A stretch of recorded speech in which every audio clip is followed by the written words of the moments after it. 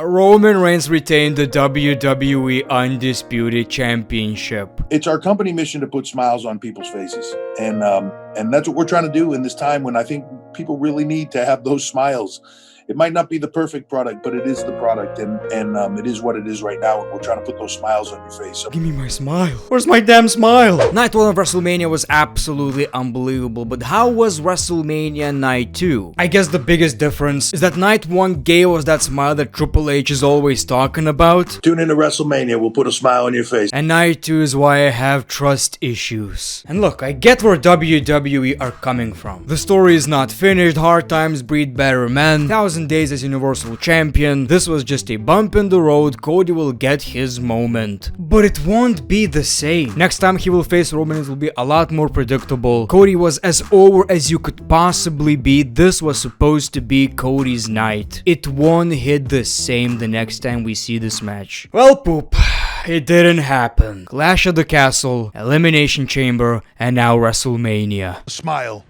Now welcome back to the channel. How are you guys doing today? WrestleMania Night 2.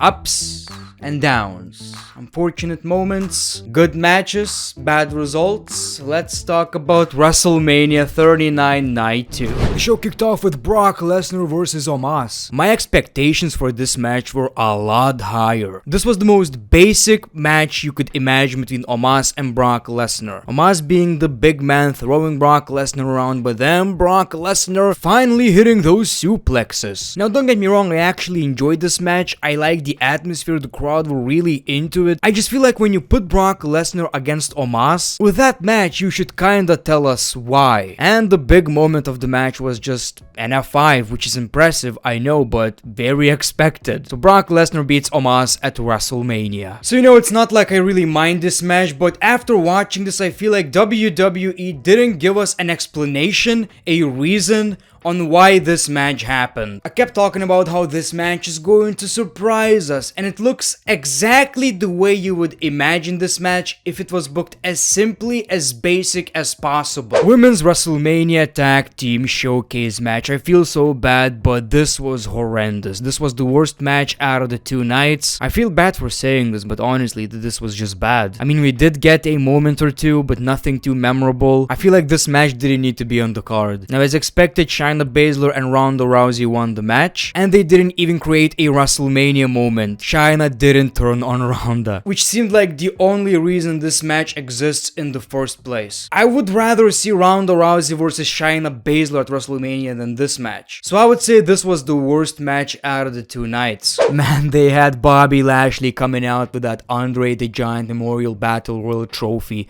Bobby is thrilled. And did you see Bobby Lashley's Twitter? My man is liking every single tweet shitting on WWE. And I get that. I mean, it's not his fault that Bray Wyatt got sick or whatever happened, I'm not even sure. The fact that they couldn't find time for him and found time for Pat McAfee, some other celebrities or whatever, it's a crime. I don't know, I kinda feel bad for Bobby. Also, where was LA Knight? We heard rumors that LA Knight is going to be at WrestleMania, he's going to be very involved. It's in LA, and he's LA Knight, and it's gonna happen. And it didn't.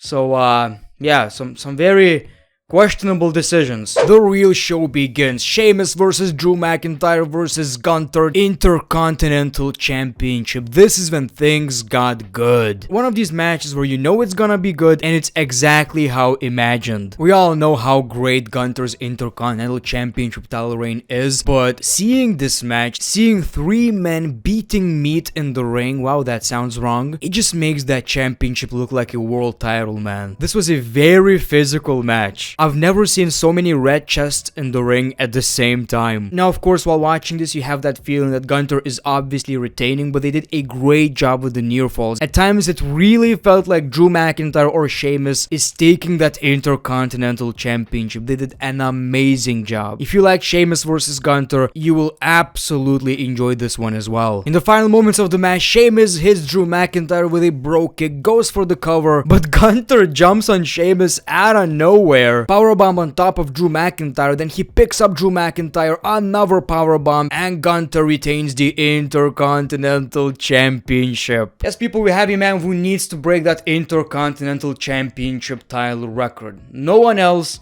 keep being a champion. Absolutely no reason for Gunther to lose the championship. And this is what makes these championships look important, man. These kind of quality matches. It was time for Bianca Belair versus Asuka Raw Women's Championship. I feel like this match was really fun. I'm always impressed by Asuka. Bianca is giving me vibes of female John Cena. Like, you can't imagine her as a heel. So in terms of quality, the match was really good. The problem is, it just didn't feel personal. But again, in terms of the quality, we did see some wild shit, so I'm not gonna complain. The match absolutely delivered. In the final moments of the match, we saw the blue mist, whatever, but Asuka missed. Bianca went for the KOD, but Asuka reversed it into a submission. Bianca Belair, though, slowly gets up with Asuka on top of her and delivers the KOD. Bianca Belair retains the WWE Raw Women's Championship. What a finish. Not even close to Rhea Ripley versus Charlotte Flair, in my opinion. The biggest issue is, the story sucked, so you just can't really get into it. Also, the fact that these two are babyfaces and both are very likable, so you're like,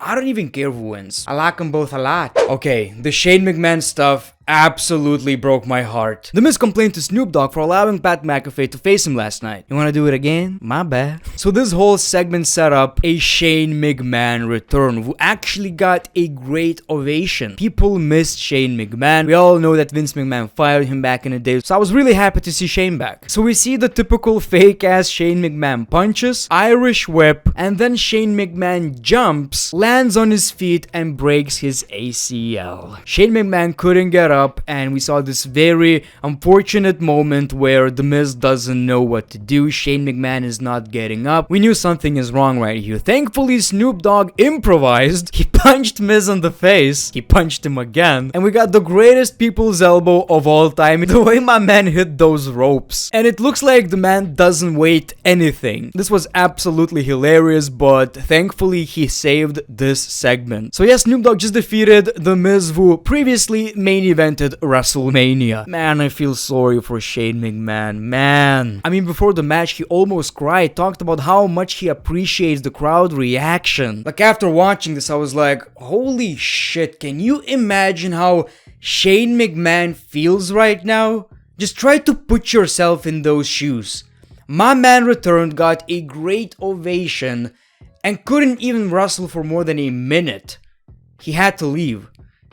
Holy shit. Man, I feel so sorry for the dude. Hopefully we'll see him back and he'll get that moment that he, was supposed to get. Then we saw an absolute banger. Edge versus Finn Balor. Edge made a spectacular entrance, something we've never seen before, and the Demon is back. Another great entrance. This match was amazing, but it scared the shit out of me. So basically, the match is going fine. Very entertaining. We all know Edge is going to be unbelievable inside that Hell in a Cell. So we see some cool ass spots. Everything is going just fine until Edge throws a ladder at Finn Balor and it busted him wide open. This was a very scary situation. Edge was searching for weapons while Finn Balor was literally being stitched up. So I'm just sitting here thinking, moments ago we saw a bad injury, when Shane McMahon got injured, and now this.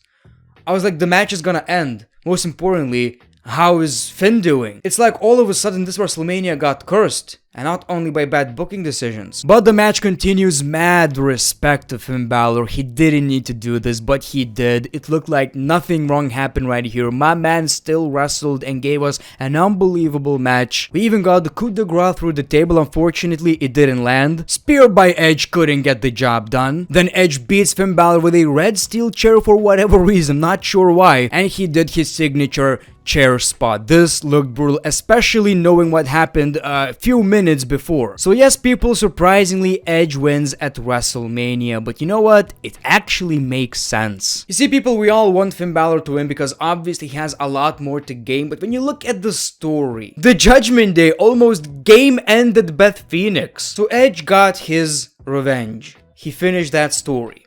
That's the way it probably should have ended, right? Looking back, that was the right result. And again, mad respect for Finn Balor. He didn't need to continue, but he did, and he was at 100% it seemed like. It was time for the main event, Cody Rhodes versus Roman Reigns. Cody's entrance was great. It didn't even have anything that special. The entrance in itself is amazing. He had his family here and even Brody's son. Roman entered like the final boss. What an entrance. Again, didn't even need something unbelievable. The entrance in itself is great. So this match, man, I was at the edge of my seat. This was a great match. Like literally the quality of the match, unbelievable if we remove the shitty ass booking at the end. Even that is arguable. Some of you will like it, some of you won't. So this was a very good match. A lot of great spots, catching Superman punches and all that. Solo Sikoa got involved quite a few times. And we even got to see Sami Zayn and Kevin Owens at WrestleMania. Once we got the Usos, they attacked Cody Rhodes, but we got Kevin Owens and Sami Zayn with a save. So it's really fun seeing all these men who are literally in the same storyline. This made me believe, yes, Cody is winning this match. Everyone leave and the match continues. Cody and Roman are giving it their all. One-on-one, we're nearing the finish of the match. Very stressful right here. We got a tribute to Dusty, one crossroads,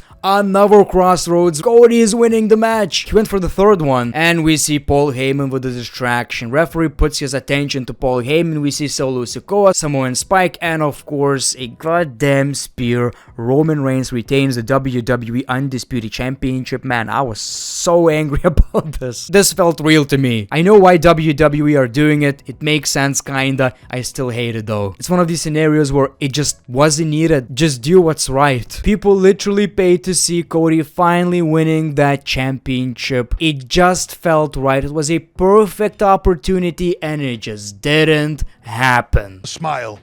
This is gonna be a very hot topic, many different opinions, and I just want to let you guys know that I'm not talking out of emotion, you know, because yes, I understand the WWE's plan. I get where they're coming from. Cody needs to overcome these obstacles and eventually become the WWE champion. He will be a champion, no doubt about it. That's obvious, right?